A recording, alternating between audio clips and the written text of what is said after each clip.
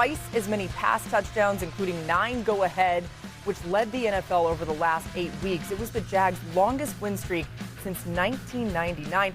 Mina, what do you think was the recipe behind Lawrence's success last season? Jacoby Myers. Yeah, there were a few things that went into it. I mean, the second half of the season, this was a top 5 passing attack in football, and I think it can continue. A few things that happened. The trade for Jacoby Myers opened up the middle of the field. Before the trade, the Jags were 27th in EPA per play, throwing between the numbers. Afterwards, they were 3rd. It also allowed the other receivers to slot into more natural roles. The Jags cut down on pre-snap penalties, which was a huge issue for them, as well as drops. And then finally, Trevor just started pushing the ball downfield. He was extremely aggressive, attacking, throwing even to tight windows in a way that he wasn't at the beginning of the season. All of that can stay. What needs to get better is, while the passing game took off, the run game fell off a cliff at the same time. And I think you saw that in the postseason when everyone was begging them to run the ball in Buffalo, and they wouldn't at the rate that they really, frankly, should have been able to. So that's what I'm mean, watching the Jags early in this season. Is that run game improved from what we saw last year? Because if the run game catches up to the pass game, this is a top offense in football. Trevor Lawrence has never really put together 2 big-time seasons back-to-back in the NFL.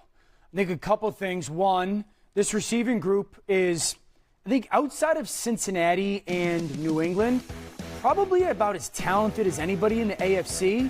Brian Thomas Jr. was great his rookie year. He was okay. The disconnect showed last year, but okay.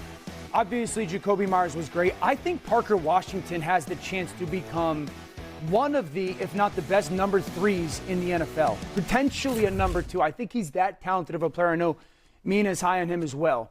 The interesting thing apart for me in the pass game, MK, with this offense is I do think Liam Cohen took some by surprise last year. There's a little bit of shock when you get into the game. Now have they adjusted? What's going to be his adjustment, his self-scouting? What are his counter punches to continue to take this offense to the next level and to keep Trevor's confidence high? I thought that was a big deal last year. Trevor just decided, I can throw better than or as good as anybody in football, and I'll trust the play call. Will that carry over? Yeah, Mina, Parker Washington, who Dan's mentioning, we know that you're high on. What do you think about what he's saying there about maybe being one of the top number 3s in all of football? Well, I think Dan makes a really excellent point about Liam Cohen, what's next, right, for this offense. And I think, Dan, I know we're broken records on this, we're going to see way more multiple tight end sets. I think it was very deliberate by them to draft a blocking tight end, Nate Berkshire, I think I'm saying his name right, earlier than people expected. Brenton Strange, for those who've forgotten, was hurt in the middle of the season, and in the beginning of the year looked incredible, and was also, he's a complete tight end. So between them, you have 2 guys who you can put in line. They're going to get a lot of base defense, and I think that will be sort of the twist maybe on the offense this year that'll allow them to continue evolving. Even though, as you said, they have a great 1-2-3 receiver, they'll have the personnel flexibility to attack defenses in different ways. Yeah, that's the wrinkle of the offense, and I will continue to hit this, the drops. I mean, Trevor Lawrence and the offense were good last year. I think they led the NFL in drops, them and the Packers being 1-2. And then if this offense becomes a little bit more complex, Mina and I are going to get into this as the season goes on. Offensive penalties in the NFL, we overlook this sometimes. They will be huge this season. They weren't 5 or 6 years ago because teams could just chuck it all over the field and you can make up for that. You aren't good enough up front versus these defensive lines nowadays. So if they can continue to cut back on the penalties, continue to cut back on the drops, this is going to be a very, very good offense. That's an interesting trend to follow, just how clean can the operation be to gain advantage. 5 years ago, it wasn't that important, which is shocking to say because it was such an RPO game. It was such a space game. That's gone away. And because of the efficiency of offenses, you're chasing efficiency and explosiveness.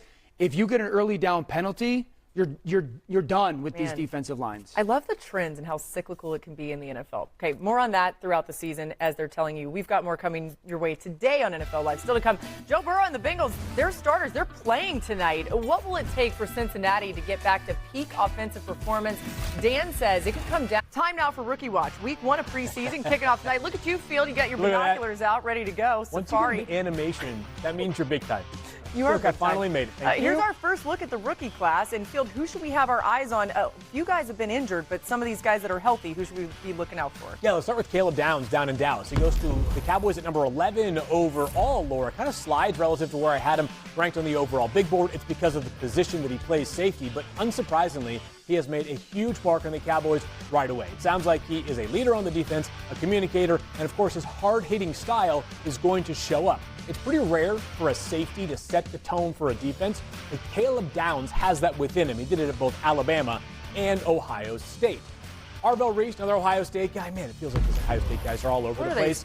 At the Giants, number 5 overall. The question is exactly how the Giants are going to utilize Arvell Reese, stand-up inside linebacker who also has serious upside as a pass rusher. If I'm the Giants, my thought process in drafting him was, we'll figure it out. There are guys that look the part, and then there are guys like Arvell Reese, who is unmistakable with his physique. His physicality is going to show up for a team that feels like it can be a whole lot better in a hurry. Another Ohio State Buckeye. It's a theme here. Carnell Tate, who I think actually became underappreciated during the pre-draft process. Doing some homework on the Ohio State guys that are going to be in the 2027 NFL draft. You go back and you realize Carnell Tate, professional, great route runner, great hands, vertical threat. Cam Ward has to be very happy to have Carnell Tate as his new wide receiver 1. The offensive line gives me question marks in Tennessee, but otherwise I do have confidence that this offense is set for a huge step forward. The second wide receiver taken in the draft, Jordan Tyson. He's banged up right now, which is obviously not ideal, but it sounds like he has been the star of Saints training camp. Question mark on him, not talent. Incredibly explosive. Given the football, good things can happen. It's just about staying available on the field. He missed 5 games last season.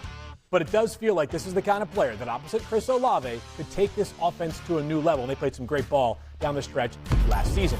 Denzel Boston, more wide receiver play here. He, of course, went 39th overall to the Browns. The second wide receiver they took, Laura, after Casey Concepcion from Texas A&M. Denzel Boston has been excellent so far in training camp for the Browns. He's big, but he also has the ability to play inside, a sort of a big slot. He's got the route running ability, the understanding of coverages, and has very reliable hands as well. The Browns have a lot of questions on offense, specifically who's going to be their week 1 starting quarterback, but it does sound like they have already found themselves a keeper in Denzel Boston. Yeah, there's a priority there for sure in the draft. And reminder, a bunch of games here. Preseason games, I get it, but they're over the next couple nights. It's going to be fun to see these rookies show out. Now, you mentioned Jordan Tyson, this new on NFL Live. Concerning news coming out of New Orleans.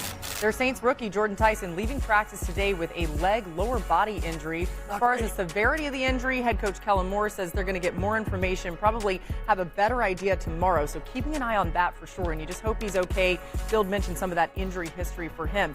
Let's stay in New Orleans, where the Saints hosted the Jags for a joint practice. A lot of back and forth between Travis Hunter and Chris Olave. I'm sitting in Field's seat. Sorry, Field. That's okay. All right, let's continue.